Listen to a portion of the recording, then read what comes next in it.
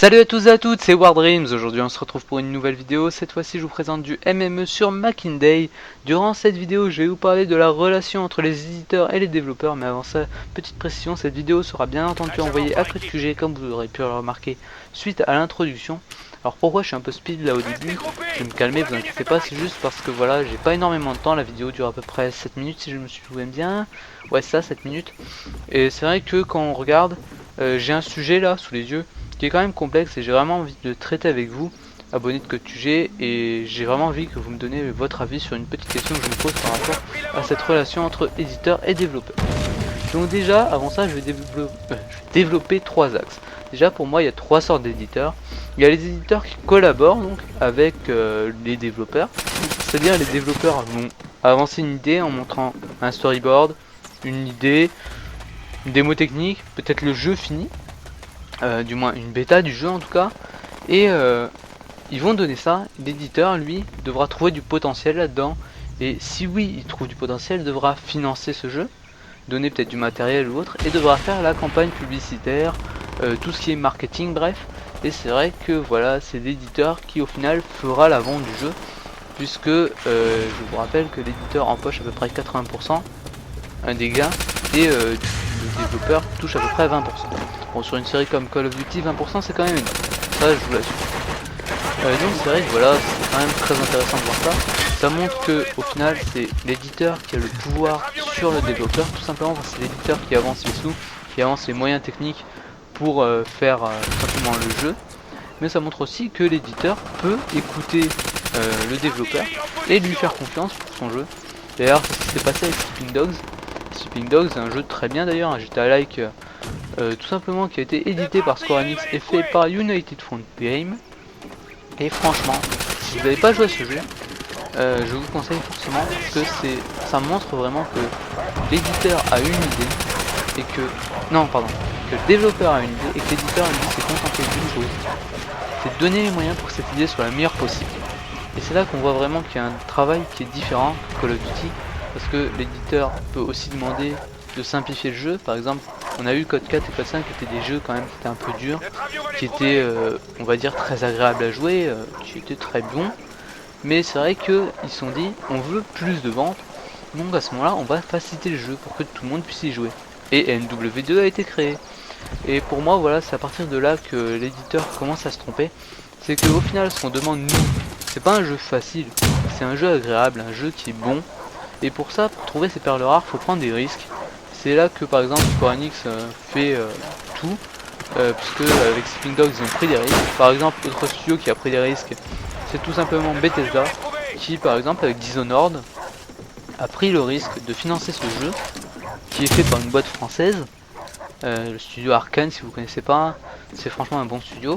Et c'est vrai que Dishonored est leur premier blockbuster, et franchement, personne ne l'attendait ce jeu. Personne ne l'a vu sortir. Mais quand il est sorti, tout le monde s'y intéressait. Pourquoi? Parce qu'il y a eu une bonne campagne publicitaire, parce qu'il y a eu de bons arguments dessus, et parce que l'éditeur a fait confiance au développeur. Donc maintenant on va parler de la deuxième catégorie, c'est tout simplement les éditeurs qui eux ne s'énervent pas trop. Ils ont vu par exemple que tel développeur a fait 2-3 bons jeux, a eu quelques succès, a des capacités techniques intéressantes, ou plutôt des façons de diverser. Par exemple EA a racheté un studio qui faisait du développement internet, si je me souviens bien, tout simplement pour les jeux Facebook ou autres. Et c'est vrai que c'est là que c'est intéressant, puisque au final eux j'ai envie de dire ils sont pas chiés, ils achètent tout simplement le studio et disent tout simplement maintenant, à partir de maintenant vous êtes rattaché à EA Sports ou EA Free to Play, etc., puisque je vous rappelle que EA maintenant couvre la totalité de tous les formats de jeux vidéo dématérialisés, jeux internet, free to play, bref tout. Et c'est là qu'on voit qu'ils ont su, on va dire, gagner des parts vraiment. C'est parce qu'ils ont choisi les studios qu'ils achètent. Et grâce à ça, ils peuvent ordonner un peu à ces studios de faire des choses qu'ils n'auraient pas forcément fait. Par exemple, Battlefield n'a pas été racheté, par contre Battlefield eux ils sont édités, si je me souviens bien, par EA.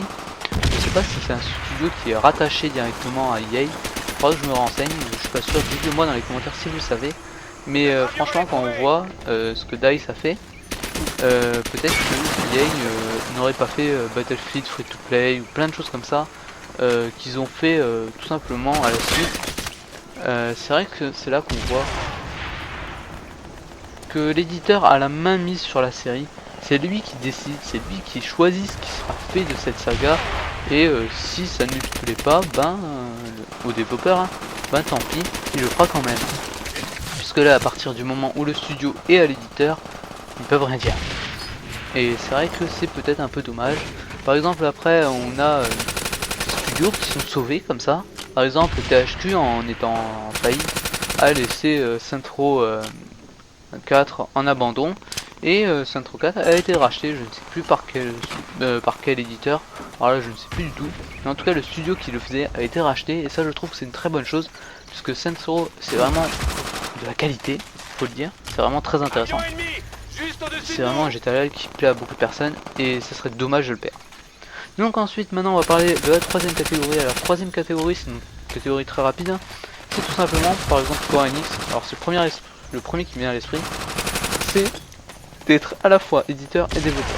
Alors qu'est-ce que je veux dire par là? C'est tout simplement Square Enix fait des jeux, Dragon Quest, Final Fantasy par exemple, c'est deux séries phares, et les édite et les développe en même temps. C'est les mêmes boîtes qui fait les deux, et du coup ça permet des économies de temps, ça permet pas de surprise de retard ou autre.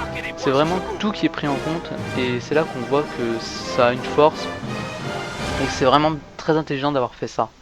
Donc sur ce, j'espère que cette vidéo vous aura plu. Moi en tout cas, ça a été un plaisir de la commenter. Sur ce, bonne vidéo, bonne fin de journée et à plus.